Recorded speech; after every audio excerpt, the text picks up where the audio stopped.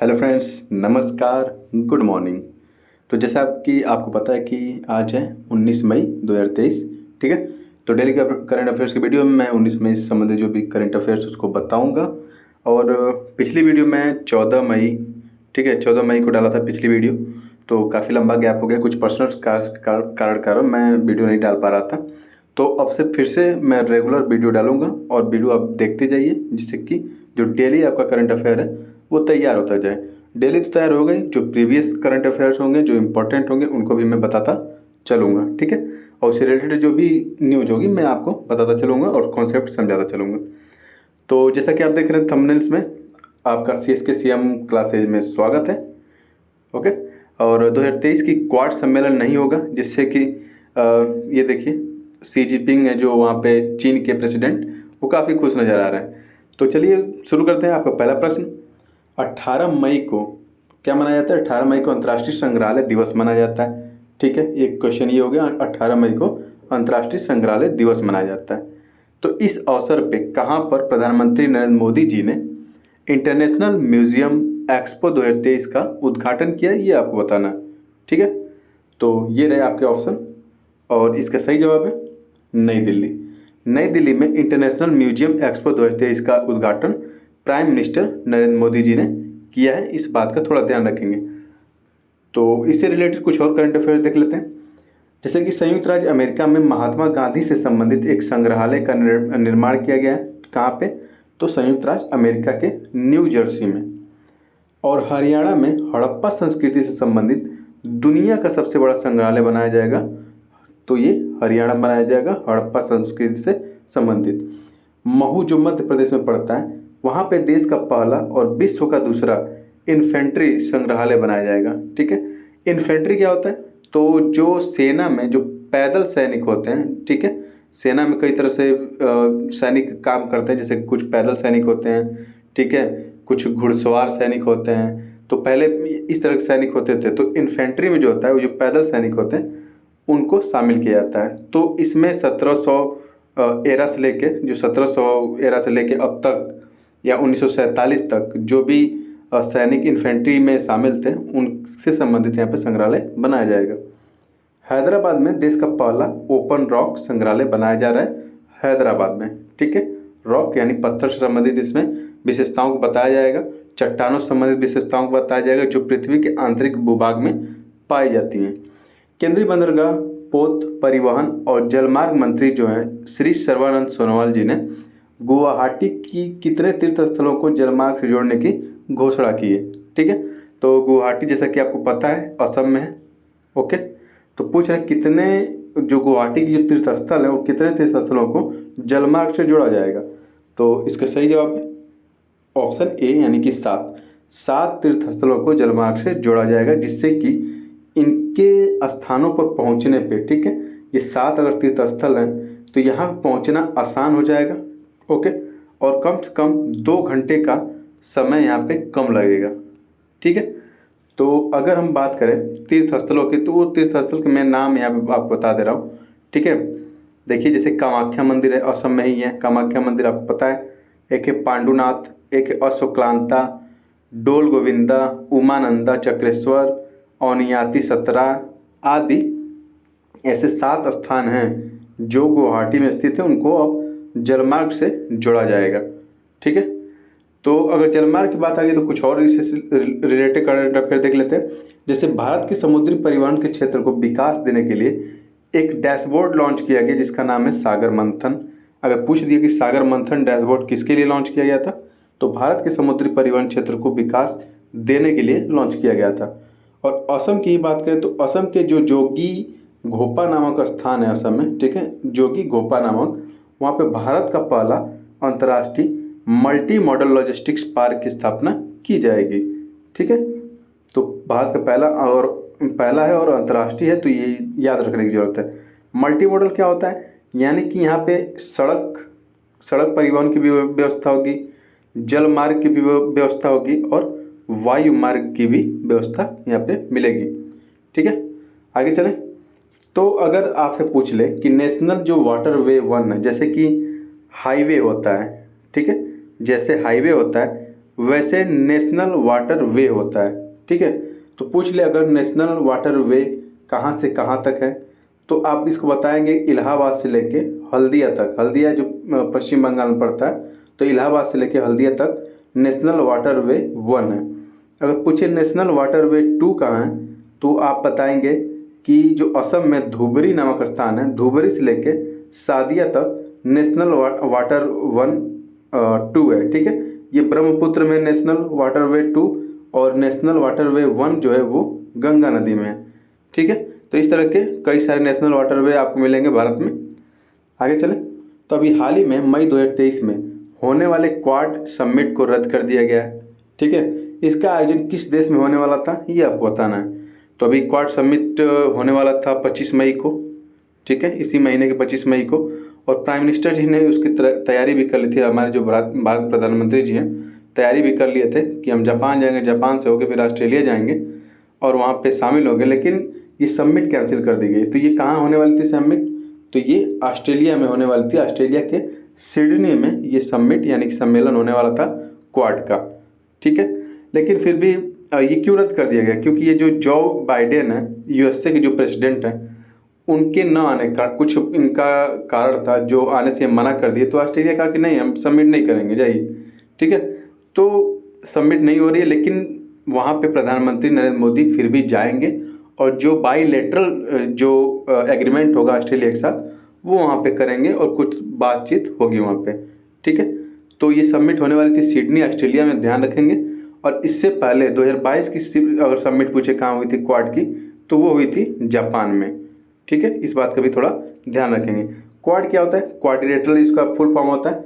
ठीक है, तो इसमें ये चतुर्भुज नाम की तरह एक होता है। देखिए, जिसमें भारत शामिल है, जापान शामिल है, इधर से यूएसए शामिल है और इधर से ऑस्ट्रेलिया शामिल है। तो ये एक आकृति देखेंगे तो ये चतुर्भुज जैसी आकृति यहाँ पे बनती है। ठीक है, उसी को क्वाड्रिलेटरल या क्वाड कहा जाता है। ये आप कहेंगे तो ये भी यूएसए का ही पार्ट है, तो इसको आप माइंड ना करिएगा। ठीक है, तो ये है क्वाड्रिलेटरल। अब इसकी स्थापना की अगर बात की जाए तो 2007 में जो शिंजो आबे हैं, ठीक है, शिंजो आबे जो जापान के प्रधानमंत्री थे, उनकी संकल्पना के तहत 2007 में इसकी पहली बार ऐसा कहा गया था कि ऐसा कोई संगठन बनाया जाए जो इंडो पैसिफिक। देखिए, ये इस बात का भी ध्यान रखेंगे, ये क्वाड जो समिट है, सॉरी क्वाड जो संगठन है, ये सिर्फ इंडो पैसिफिक की बात करता है। ये नहीं कि इधर अटलांटिक महासागर या और जो महासागर है वहाँ की बात करता है। ये सिर्फ यहाँ पे हिंद महासागर, ठीक है, और ये प्रशांत महासागर है, इन क्षेत्रों की रखवाली की बात ये करता है कि यहाँ पे स्वतंत्र रूप से डेमोक्रेटिक तरीके से यहाँ पे आवाजाही हो सके और लोग इसमें शामिल हो सकें। ठीक है, तो इसमें 4 देश हैं, भारत, जापान, अमेरिका और ऑस्ट्रेलिया। ठीक है, अगर क्वाड प्लस की बात की जाए तो अगर पूछते हैं कि क्वाड प्लस में कौन कौन शामिल है, तो इधर आपको दिखेगा न्यूजीलैंड, साउथ कोरिया और वियतनाम। ठीक है, ये क्वाड प्लस में शामिल होते हैं। आगे चले, तो संघ लोक सेवा आयोग के नए अध्यक्ष के रूप में किसको शपथ दिलाई गई है ये आपको बताना है। ठीक है, तो इसका सही जवाब है मनोज सोनी जी। ये हैं मनोज सोनी जी। इनको संघ लोक सेवा आयोग, जिसको आप यूपीएससी के नाम से जानते हैं, यानी कि यूनियन पब्लिक सर्विस कमीशन के नाम से जानते हैं, इनके नए अध्यक्ष के रूप में शपथ लिए हैं मनोज सोनी जी।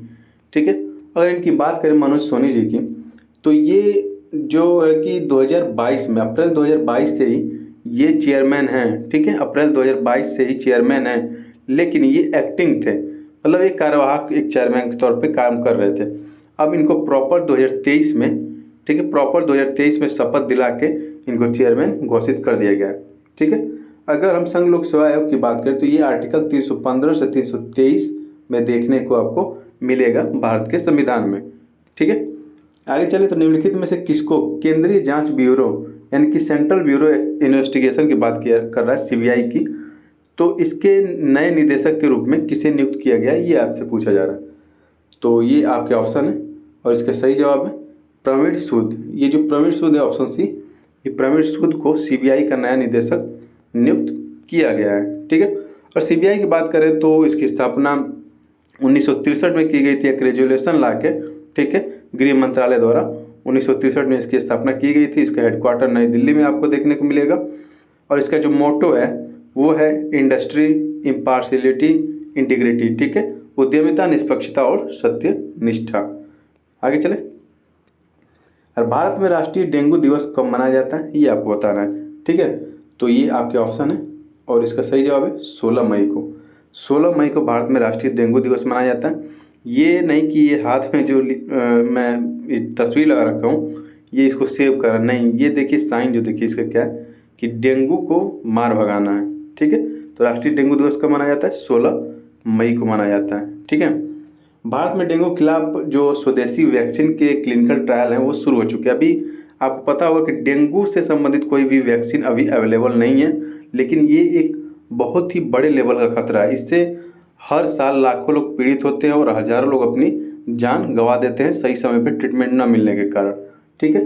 तो सीरम इंस्टीट्यूट ऑफ इंडिया जो है, ठीक है, वो क्लिनिकल ट्रायल इसकी कर रही है डेंगू की, ठीक है, करने जा रही है क्लिनिकल ट्रायल, और वो अगस्त से शुरू हो जाएगा, अगस्त 2023 से।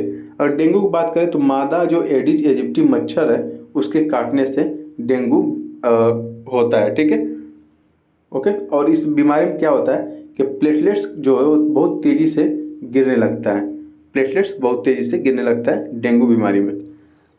अगर 16 मई की बात करें तो 16 मई 1975 को सिक्किम की भी स्थापना हुई थी, तो 16 मई को अभी सिक्किम अपना स्थापना दिवस मनाया है, ठीक है।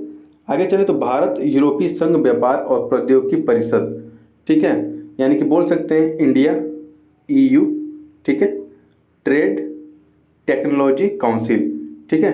तो ये इसकी पहली बैठक हुई है और ये कहाँ आयोजित की गई है ये आपको बताना है, ठीक है। तो इसका सही जवाब है ब्रुसेल्स। ब्रुसेल्स कहाँ पड़ेगा? ब्रुसेल्स आपको बेल्जियम में देखने को मिलेगा, ठीक है। यहाँ पे India Europe union trade and technology council की पहली मीटिंग हुई है, ठीक है। तो मैं आपको ब्रुसेल्स दिखा देता हूँ मैप में।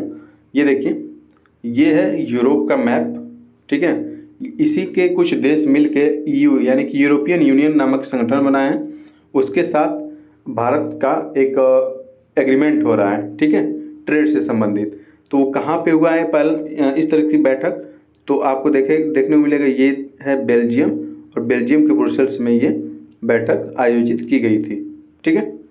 आगे चले तो नितिन गडकरी द्वारा यह जानकारी दी गई है कि देश का पहला एलिवेटेड 8 लेन, ठीक है, 8 लेन है इसमें, एक्सिस कंट्रोल द्वारका एक्सप्रेस को अप्रैल 2024 तक पूरा कर लिया जाएगा। तो पूछ रहा है कि इसकी लंबाई क्या है।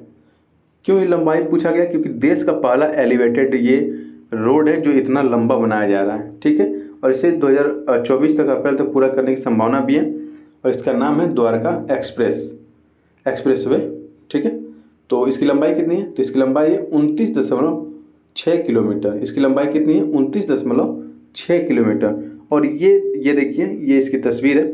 और द्वारका एक्सप्रेसवे ही क्यों कहा जा रहा है? क्योंकि ये नई दिल्ली से चलेगा, और नई दिल्ली यानी कि दिल्ली में द्वारका नामक एक जगह है उसका नाम लिया गया है, ठीक है, उसी के नाम पे इसको द्वारका एक्सप्रेसवे नाम रखा गया। ये दिल्ली से चल के आपको हरियाणा तक जाएगा, ठीक है।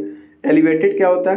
तो ये जैसे देखिए रोड है, 1 लेन, 2 लेन, 3 लेन, 4 लेन, 5, 6, 7, 8, ठीक है। तो ये जो लेन है इस सड़क के ऊपर एक ब्रिज नुमा संरचना बना के जो रोड बनाया जाता है उसी को एलिवेटेड कहते हैं, ठीक है। एक तरह से ये फ्लाई ओवर जैसी आकृति ही होती है।